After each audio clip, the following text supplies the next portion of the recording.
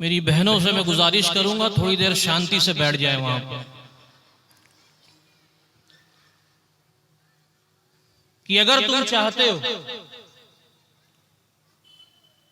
कि तुम्हारे सारे बिगड़े हुए काम बन जाए,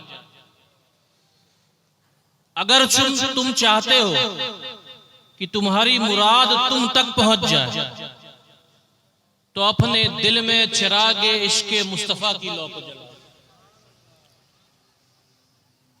अपने दिल में चिराग इश्क मुस्तफा की लौ को जला लो। जब आप अपने दिल में चिराग इश्क मुस्तफा की लौ को जला लेंगे, तो ये दिल ही आपको सीधे रास्ते पर लेते हुए आएगा। ये दिल ही आपको बताता चलेगा कि ये सीधा रास्ता है, ये हराम है और ये हलाल है। जब आप अपने दिल में चिराग इश्क मुस्तफा की लौ को जला लेंगे, तब आप सबसे ज्यादा नबी से मोहब्बत करें। जैसे हदीस में आया है ना कि लय्युमिना अहदुकुम हत्ता अकूना हब्बा इलैहि मिन वालिदिही व वलदिही वन्नासी अजमईन। और इसी तरह दूसरी हदीस है कि लय्युमिना अहदुकुम हत्ता अकूना अहब्बा इलैहि मिन अहलिही व मालिही वन्नासी अजमईन। यानी कि तुम में से कोई भी हरगिज उस वक्त तक मोमिन नहीं हो सकता जब तक तुम अपने दिल में, जब तक तुम अपनी वालिदैन से ज्यादा, यानी अपने माँ बाप से ज्यादा, अपनी औलादों से ज्यादा, अपने माल और दौलत से ज्यादा, अपने खानदान से ज्यादा नबी से ना मोहब्बत कर। तो दिल में चिराग इश्क के मुस्तफा की लौ को जला ले। वो शायर ने कहा है ना कि इश्क हो तो कैसा हो कि जमीन और समा तुम्हारे लिए, मकीन और मकाम तुम्हारे लिए, चुनीन और चुना तुम्हारे लिए, है ये दो जहां तुम्हारे लिए। हम आए यहां तुम्हारे लिए, उठेंगे वहां तुम्हारे लिए। इमामत कुल तुम्हारे लिए, हुकूमत कुल तुम्हारे लिए, विलायत कुल तुम्हारे लिए, खुदा के वहां तुम्हारे लिए। तो अपने दिल में चिराग इश्क मुस्तफा की लौ को जला, है ना।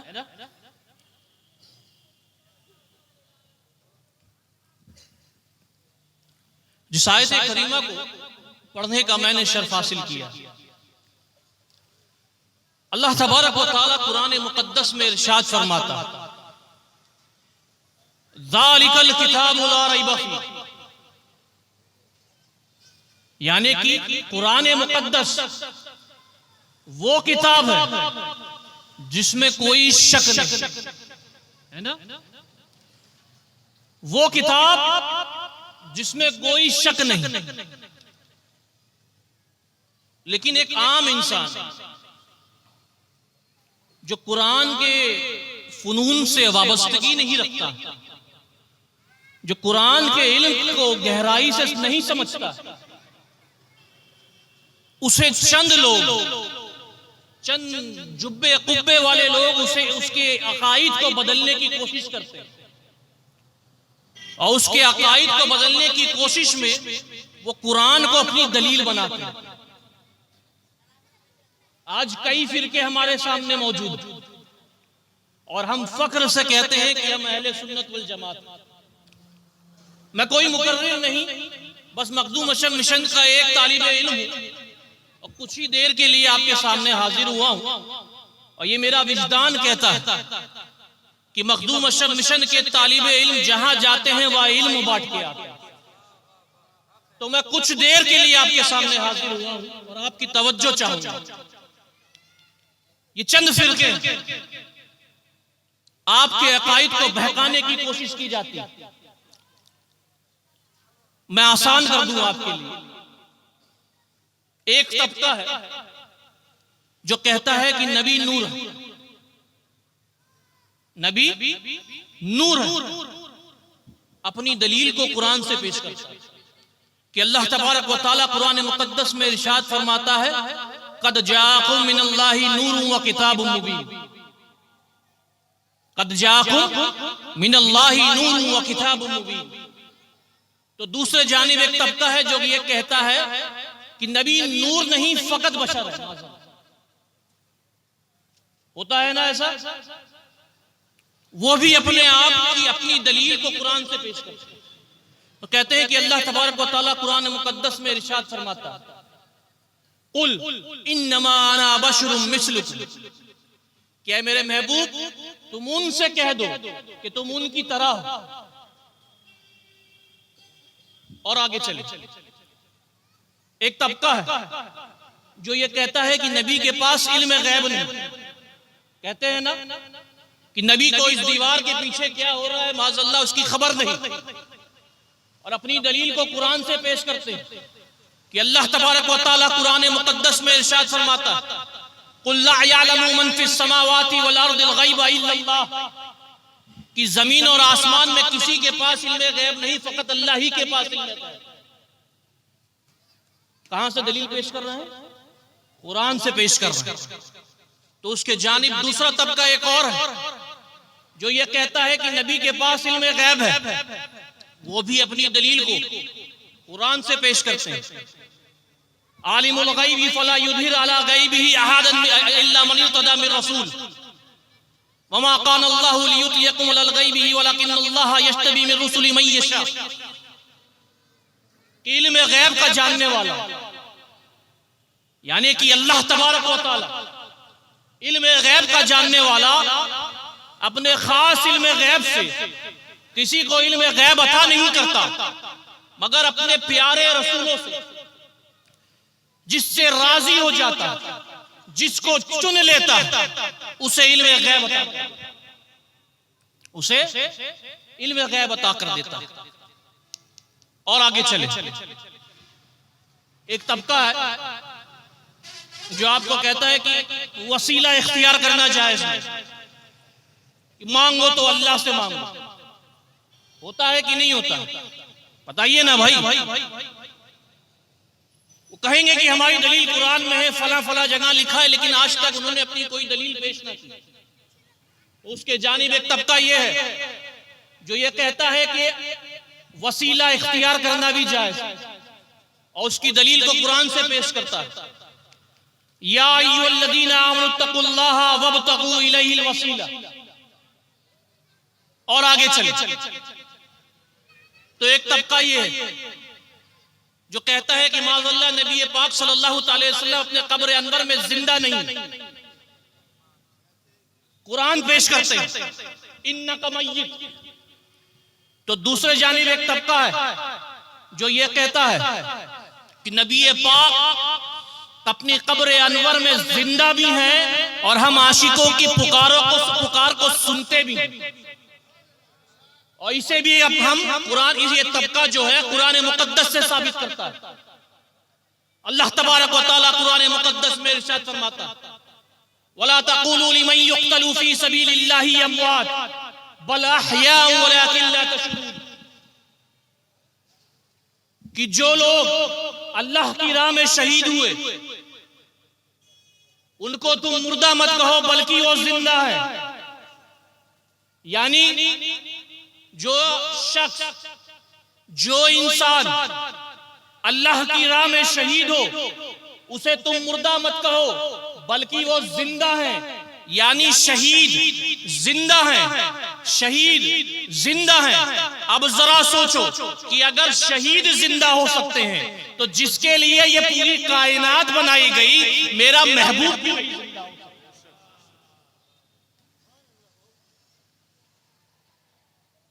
तो कुरान को दलील बनाते हैं, और उलमा से नहीं बल्कि अवाम को पकड़ते हैं। जो ऑफिस में जाते हैं, जिनका कारोबार है, जिनकी खेती बाड़ी, उनको पकड़ के उनके अकाईद को बहकाने की कोशिश करते हैं। ऐसे शख्स को पकड़ने की कोशिश करते हैं जिसको कुरानी उलूम और फुनून से कोई वाबस्तगी नहीं। और जब हम कुरान मुक़द्दस को पढ़ते हैं, कुरान मुक़द्दस का तर्जुमा करते हैं, तो हम एक आयत पे पहुंचते हैं कि अल्लाह तबारक व तआला कुरान मुकद्दस में इरशाद फरमाता, ज़ालिकल किताबु ला रैब फीह, कि इस किताब में तो कोई शक ही नहीं, इस किताब में तो कोई शक ही नहीं। लेकिन बज़ाहिर तो तारुज़ नजर आ रहा है। When we people start reciting the Holy Quran, and when we reach the ayat, Zalikal Kitabu la rayba fi, we understand that there is no contradiction in the Holy Quran. But yet there are some people who play with our hearts and tell us that there are contradictions in the Holy Quran. But the Holy Quran says, Zalikal Kitabu la rayba fi, there is no contradiction. There is no contradiction in the Holy Quran. कि कुरान में कोई शक ही नहीं। और मैं अंग्रेजी बोलने का कायल नहीं हूं, लेकिन मैंने कुछ कह दिया ताकि आप ये भी समझ जाए कि अगर आपके सामने कोई अंग्रेजी जबान में तकरीर कर रहे हैं तो उसे बहुत बड़ा आलिम मत समझ लेना, उसके अकाइद को जान लेना, उसके अकाइद को जान लेना। कोई पढ़ा लिखा स्कॉलर आपके सामने आ जाए, बुखारी को अंग्रेजी में पढ़ लिया, वो शायर कहता है ना, क्या शेर था, बेइश्क़ मोहब्बत, बगैर इश्क़ मोहब्बत, बगैर इश्क़ मोहम्मद के जो पढ़ता है बुखारी, आता है वो बुखार, उसको आती नहीं बुखारी। बगैर इश्क़ मोहम्मद के जो पढ़ता है बुखारी, आता है बुखार, उसको आती नहीं बुखारी। तो अगर कोई आपके सामने चंद अच्छे अल्फाज का इस्तेमाल कर ले, दो चार जबानों में आपके सामने तकरीर कर ले, तो ये मत समझना कि यही हमें सीधा रास्ता दिखा सकता है। जान लेना कि उसका अकीदा क्या, जान लेना कि उसका अकीदा क्या है। तो कुरान कहता है कि इसमें कोई शक नहीं, कुरान में कोई शक नहीं, लेकिन आज हम शक में मुब्तला हो रहे हैं। तो जरा इस आयत पे गौर करें, ज़ालिकल किताबु ला रैब फीह, कि इसमें कोई शक ही नहीं। और आगे हुदल लिल मुत्तकीन। और अगर इसका सलीस तर्जुमा मैं करूं तो इसका तर्जुमा ये होगा कि नहीं है इसमें कोई शक, नहीं है इसमें कोई शक इस हाल में कि ये हिदायत है मुत्तकीन की। नहीं है इसमें कोई शक इस हाल में ये कैद है, क्योंकि ये जो हुदन है ये तरकीब में हाल वाक़ होता है कि नहीं है इसमें कोई शक इस हाल में कि यह हिदायत है मुत्तकीन के लिए। और इमाम नसफी फरमाते हैं कि मुत्तकीन से मुराद औलिया अल्लाह। अच्छा, वहां भी बड़े बड़े उलमा हैं, उनके यहां भी बड़े बड़े उलमा हैं, तो हमारे यहां भी बड़े बड़े उलमा हैं, उनके यहां भी बड़े बड़े शेखुल हदीस हैं, तो हमारे यहां भी बड़े बड़े शेखुल हदीस हैं, उनके यहां भी बड़े बड़े मदारिस हैं, तो हमारे यहां भी बड़े बड़े मदारिस हैं, उनके यहां भी बड़ी तादाद में बच्चे फारिगुत तहसील होते हैं, तो हमारे यहां से भी बच्चे बड़ी जमात में फारिगुत तहसील होते हैं। अकीदे को देखिए, कोई कहता है कि नबी नूर है, कुरान को अपनी दलील बनाता है, तो कोई कहता है कि नबी फकत बशर है, कुरान को अपनी दलील बना रहा है। कोई कहता है कि नबी के पास इल्म गैब है, कुरान को अपनी दलील बना रहा है। तो कोई कहता है कि नबी के पास इल्म गैब नहीं, कुरान को अपनी दलील बनाता है। कोई कहता है कि नबी पाक अपने कब्र अनवर में हयात है, तो कुरान को अपनी दलील बनाता है। तो दूसरे जानिब एक तबका ये भी है जो नबी पाक सल्लल्लाहु तआला अलैहि वसल्लम के हयात के मुनकिर है, वो भी कुरान को अपनी दलील बनाते हैं। अच्छा, आज के जमाने में तो एक बात ये भी बताता चलूं कि आज के जमाने में तो कुछ लोग ऐसे भी हैं जो जिहाद जैसे मुकद्दस अल्फाज को इस्तेमाल करके कुछ नौजवानों को अपने भट्टी का ईंधन बना रहे हैं और उसके लिए भी कुरान का इस्तेमाल कर रहे हैं। कहते हैं कि कुरान में अल्लाह ने इरशाद फरमाया, उक़्तुलुल मुशरिकीना हैसु वजदतुमूहुम मिन हैसु वजदतुमूहुम। तो दूसरे जानिब एक तबका ऐसा भी है जो अमन का प्रचार कर रहा है, जो अमन का प्रचार कर रहा है, भाईचारे का प्रचार कर रहा है, वो भी कुरान को पेश कर रहे हैं कि अल्लाह तबारक व तआला कुरान मुकद्दस में इरशाद फरमाता है, मन क़तला नफ्सन बिग़ैरि नफ्सिन औ फ़सादिन फ़िल अर्दि फ़कअन्नमा क़तला अन्नास जमीअन। कि अगर किसी ने किसी शख्स का नाहक कत्ल कर दिया या जमीन पर फसाद और फितना किया तो गोया के उसने पूरी इंसानियत का कत्ल कर दिया, तो गोया उसने पूरी इंसानियत का कत्ल कर दिया। तो अब पता कैसे चले कि हक पर कौन है, बातिल पर कौन, किसका अकीदा दुरुस्त है, किसका अकीदा दुरुस्त नहीं, पता कैसे चले, हम इस बात को समझे कैसे कि इस किताब में कोई शक नहीं। तो इस आयत को देखिए, इस आयत की दलील को देखिए कि नहीं है इसमें कोई शक इस हाल में कि ये हिदायत है मुत्तकीन के लिए, यानी ये हिदायत है औलिया अल्लाह के लिए, यानी औलिया अल्लाह कुरान पढ़कर हिदायत हासिल करते हैं, औलिया अल्लाह कुरान पढ़कर हिदायत हासिल करते हैं। अब पता कैसे चले कि हक पर कौन है, बातिल पर कौन है।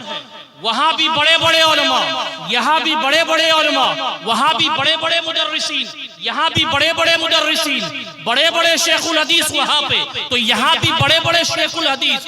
पता कैसे चले कि हक पर कौन है, बातिल पर कौन है। तो इसका भी जवाब अल्लाह ने इस किताब में इरशाद फरमा दिया, इसका भी जवाब अल्लाह ने कुरान मुकद्दस में इरशाद फरमा दिया। सूरे बकरा में अल्लाह तबारक व तआला फरमाता है, युदिल्लु बिही कसीरा व यहदी बिही कसीरा, कि बेशतर लोग ऐसे हैं जो कुरान पढ़कर गुमराह हो जाते हैं और बेशुमार लोग ऐसे हैं जो कुरान पढ़कर हिदायत की रास्तों में गामज़र हो जाते हैं। अब पता कैसे चले कि वो लोग कौन है, वो अल्लाह का वली कौन है जो कुरान पढ़कर हिदायत के रास्तों पे गामज़न हो जाता है। तो उनकी किताबों को ना, उनके उलमाओं को ना देखना, उनके मुदर्रिसीन को ना देखना, उनके शेखुल हदीस को ना देखना, ये मत देखना कि किस जमात ने कितने मौलवी तैयार किए, ये मत देखना कि किस जमात ने कितने मुदर्रिसीन तैयार किए, ये मत देखना कि किस जमात ने कितने मुहक्किकीन तैयार किए, ये मत देखना कि किस जमात ने कितने मुफस्सिरीन तैयार किए, बल्कि देखना है तो ये देखना कि गौसे आजम दस्तगीर की जमात के साथ है, बल्कि देखना है तो ये देखना कि ख्वाजा गरीब नवाज की जमात के साथ है, बल्कि देखना है तो ये देखना कि मखदूम अशरफ जहांगीर सिंगदानी की जमात के साथ है। अरे बल्कि देखना है तो ये देखना कि हम सब के पीरो मुर्शिद हुजूर अशरफुल औलिया की जमात के साथ है। अल्लाह अल्लाह की कसम, उनकी जमातों में तुम्हें एक सूफी नजर नहीं आएगा, उनकी जमातों में तुम्हें एक वली नजर नहीं आएगा, ना कोई गौस, ना कोई कुतुब, ना कोई ख्वाजा। अरे सारे के सारे औलिया अल्लाह अहले सुन्नत वल जमात ही। नारे तकबीर, नारे रिसालत, औलादे गौसे आजम, नारे हैदरी। वाह वाह वाह, बेशक बेशक हक है, वाह। सारे के सारे औलिया अहले सुन्नत वल जमात ही में नजर आए। तो अब अगर कोई जुब्बा कुब्बा पहनकर, बड़ी दाढ़ी रखकर, 4-5 ज़बान बोलकर आपके पास आए, आपको कोई दीन सिखाने की कोशिश करे, तो पहले उसके अकीदे को जान लेना, पहले उसके अकीदे को जान लेना। हदीस में आता है, एक शख्स ने नबी पाक सल्लल्लाहु अलैहि वसल्लम से पूछा, या रसूलल्लाह या हबीबल्लाह मल ईमान, कि हुजूर ईमान क्या है।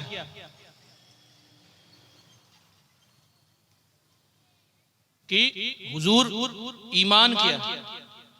नबी पाक सल्लल्लाहु अलैहि वसल्लम ने इरशाद फरमाया कि ईमान ये है कि तुम अल्लाह पर ईमान लाओ, उसके फरिश्तों पर ईमान लाओ, उसके रसूलों पर ईमान लाओ, मरने के बाद दोबारा जिंदा होने पर ईमान लाओ। इसे ईमान का। फिर उस शख्स ने दूसरा सवाल किया कि या रसूल अल्लाह, या हबीब अल्लाह, कि ईमान ये है तो फिर इस्लाम क्या है? मल इस्लाम, कि ईमान और इस्लाम में फर्क क्या है? मोमिन और मुसलमान में फर्क क्या है? मल इस्लाम। नबी पाक सल्लल्लाहु अलैहि वसल्लम ने इरशाद फरमाया, अल इस्लाम अन तअबुदल्लाह वला तुश्रिका बिही शैया व तुकीमस सलाता व तुअद्दियज ज़कातल मफरूज़ा व तसूम रमज़ान। इस्लाम ये है कि तुम फकत सिर्फ और सिर्फ अल्लाह की इबादत करो और उसकी जात के साथ किसी को शरीक न ठहराओ, उसकी जात के साथ किसी को शरीक न ठहराओ, नमाजें कायम करो, रोजे रखो, हज अदा करो, ज़कात दो। इसे इस्लाम का। फिर उस शख्स ने पूछा, या रसूल अल्लाह, या हबीब अल्लाह, कि अगर ईमान ये है, इस्लाम ये है, तो फिर एहसान किसे कहेंगे? मल एहसान। नबी पाक सल्लल्लाहु अलैहि वसल्लम ने इरशाद फरमाया, अल एहसान अन तअबुदल्लाह कअन्नका तराहु फ़इन लम तकुन तराहु फ़अन्नहु यराका। कि एहसान ये है कि तुम अल्लाह की इबादत इस तरह करो कि गोया के तुम अल्लाह को देख रहे हो। अल्लाह की इबादत इस तरह करो कि गोया के तुम अल्लाह को देख रहे हो। और अगर तुम इस मर्तबे तक नहीं पहुंच सकते तो जान लो कि अल्लाह तुम्हारी हर हरकतों को देख रहा है। अल्लाह तुम्हारी हर हरकतों को देख रहा है। उस शख्स ने कई सवाल किए, हत्ता कि वो शख्स महफिल से चला जाता। नबी पाक सल्लल्लाहु ताला अलैहि वसल्लम उस शख्स को दोबारा बुलाते हैं, सहाबा से कहते हैं कि ऐ मेरे सहाबा, जाओ उस शख्स को दोबारा बुला कर लाओ। सहाबा जाते हैं, गली गली कूचे कूचे उस शख्स को ढूंढने की कोशिश करते हैं, लेकिन वो शख्स कहीं नजर नहीं आता। सहाबा आते हैं, अर्ज करते हैं, या रसूलुल्लाह, या हबीब अल्लाह, हमने बड़ी कोशिश की उस शख्स को ढूंढने की, लेकिन वो शख्स हमें कहीं नजर नहीं आया। नबी पाक सल्लल्लाहु अलैहि वसल्लम कहते हैं कि ऐ मेरे सहाबा, ये बताओ, क्या तुम जानते थे कि वो शख्स कौन था? सहाबा कहते हैं कि या रसूलल्लाह, या हबीब अल्लाह, हम नहीं जानते कि वो शख्स कौन था। नबी पाक सल्लल्लाहु अलैहि वसल्लम इरशाद फरमाते हैं कि ऐ मेरे सहाबा सुनो, वो शख्स और कोई नहीं बल्कि जिब्रील अमीन थे जो तुम्हें तुम्हारा दीन सिखाने आए। वो शख्स और कोई नहीं बल्कि जिब्रील अमीन थे जो तुम्हें तुम्हारा दीन सिखाने आए थे। अब जरा गौर करें, इस हदीस से हमें पता क्या चलता है? इस हदीस की तशरीह में उतरें, इस हदीस को समझने की कोशिश करें कि नबी पाक सल्लल्लाहु ताला अलैहि वसल्लम ने अरकाने खमसा को ईमान नहीं करार दिया, बल्कि अकीदे को ईमान करार दिया, और अरकाने खमसा को इस्लाम करार दिया कि नमाज, रोजा, हज, ज़कात, कलमा, ये सब इस्लाम, लेकिन अकीदा ये ईमान।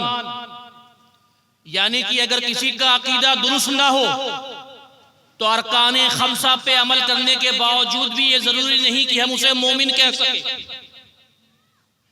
अगर किसी का अकीदा दुरुस्त ना हो तो अरकाने खमसा पर जितना भी चाहे वो अमल करे, नमाजी हो, परहेजगार हो, तहज्जुद गुजार हो, सब जिंदादार हो, लेकिन जरूरी नहीं कि हम उसे मोमिन कह सके। तो ईमान क्या है? ईमान अकीदे का नाम। ईमान अपने दिल में चिराग इश्क़ मुस्तफा की लौ को जलाने का नाम ईमान। हदीस में आता है, याती अलन्नासी ज़मनुन यज्तमीऊना व युसल्लूना फिल मसाजिदी व लैसा फीहिम मुमिन, कि लोगों के ऊपर एक ऐसा जमाना भी आएगा कि लोग मस्जिदों में जमा होकर बाजमात नमाजें अदा करेंगे, लेकिन उनमें से कोई भी मोमिन नहीं होगा। अल्लाहु अकबर। यानी कि मस्जिद में जाकर बाजमात नमाज अदा करने वाला अगर कोई शख्स हो, पांचों वक्त की नमाज मस्जिद ही में पढ़ता हो, लेकिन अगर अकीदा दुरुस्त नहीं तो जरूरी नहीं कि हम उसे मोमिन कह सके। जरूरी नहीं कि हम उसे मोमिन कह सके। वक्त है कि नहीं अभी?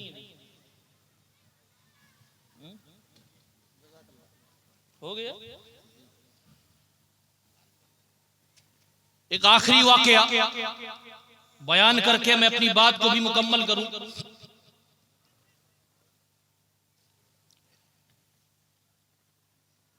इमाम नसफी ने फरमाया कि ज़ालिकल किताबु ला रैब फीहि हुदल लिल मुत्तकीन, कि जो मुत्तकीन है इनसे मुराद औलिया अल्लाह, इनसे मुराद औलिया अल्लाह। कश्फुल महजूब में एक वाकया दर्ज है, एक पैगंबर के बारे में कि उन्होंने अल्लाह तबारक व तआला के सामने अर्ज किया कि ये परवरदिगार आलम, मुझे तेरा कोई नेक बंदा दिखा दे, मुझे तेरा कोई नेक बंदा दिखा दे। अब नेक बंदे से मुराद वो जो अल्लाह का महबूब हो, वो जो अल्लाह के करीब हो, वो जो अल्लाह का वली हो, वो जिसका अकीदा दुरुस्त हो। मुझे तेरा एक नेक बंदा दिखा दे। अल्लाह तबारक व तआला ने इरशाद फरमाया कि सुनो, फला गार में चले जाओ। गार समझते हैं आप लोग? गुफा, गुफा जो होती है पहाड़ों में, क्या कहते हैं? गुफा ही कहेंगे। गुफा समझ रहे हैं ना आप लोग? कि फला गुफा के पास चले जाओ, वहां पर मेरा एक नेक बंदा जो 70 साल से मेरी इबादत कर रहा है। कितने साल से? 70 साल से। यहां हमारी 7 नमाजें लगातार बाजमात अदा नहीं हो पा रही। यहां 7 बार 7 जमातें हम लगातार जमात से अदा नहीं कर पा रहे, और वो बंदा है जो 70 साल से उसी गार में अल्लाह की इबादत कर रहा है। अल्लाह ने कहा कि फला गार के पास चले जाओ, फला गुफा के पास जाओ, वहां मेरा एक बंदा है जो 70 साल से मेरी इबादत कर रहा है, उसके पास जाना और उसे मेरा ये पैगाम दे देना। क्या पैगाम? मेरा ये पैगाम दे देना कि अल्लाह ने उसकी 70 साल की इबादत को रद्द कर दिया। अल्लाह अकबर। यानी 70 साल की इबादत को अल्लाह ने रद्द कर दिया। मेरा ये पैगाम दे देना उसको जाकर। आगे की बात बयान करने से पहले एक मिसाल देना चाहता हूं आपको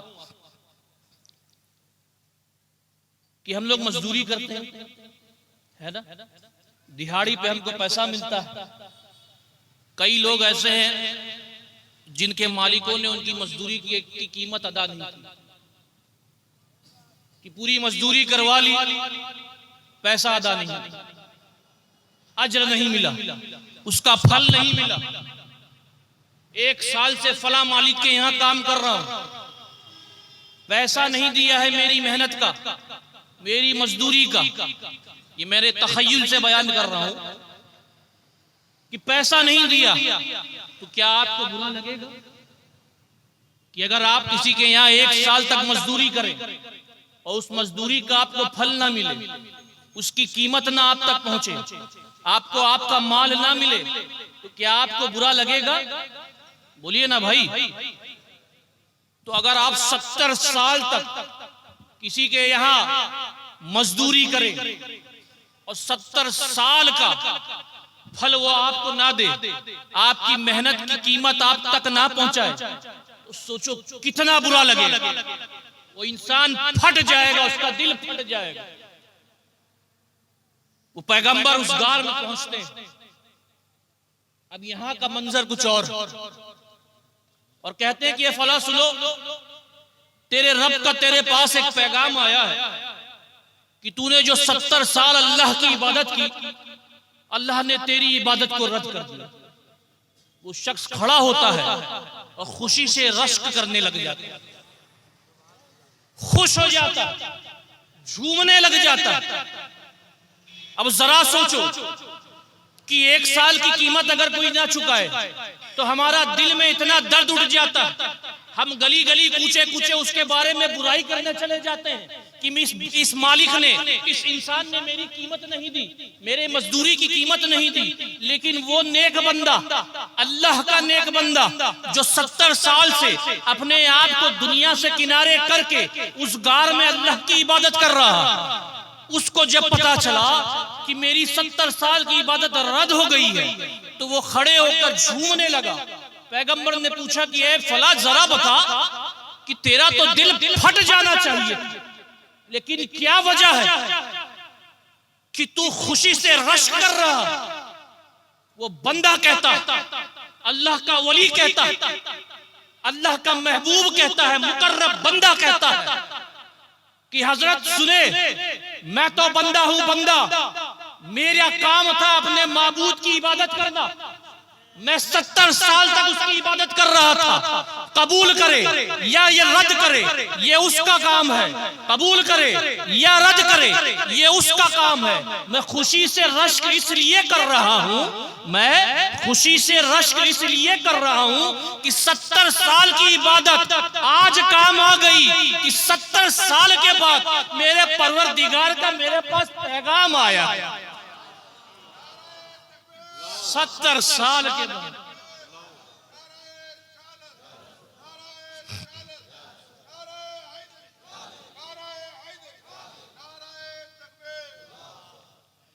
कि 70 साल के बाद मेरे परवरदिगार का पैगाम मुझ तक पहुंचा। मैं इसे ही अपनी निजात समझता हूं, मैं इसे ही अपनी निजात समझता हूं। तो ये जो अल्लाह के वली होते हैं ना, आम इंसान की निगाहें जहां तक पहुंचती हैं उसके बहुत दूर तक अल्लाह के वली की निगाह पहुंचती। हुजूर अशरफुल औलिया भी अल्लाह के वली। हम सबब को देखते हैं, सबब को, नुक्ता। हम आम इंसान सबब को देखते हैं, लेकिन अल्लाह के वली हुजूर अशरफुल औलिया मुसब्बिबुल असबाब को देखते हैं। हम तो सिर्फ सबब तक पहुंच सकते हैं, लेकिन वो मुसब्बिबुल असबाब तक पहुंचता। हुजूर अशरफुल औलिया की जाते गिरामी कोई ऐसी वैसी जाते गिरामी नहीं।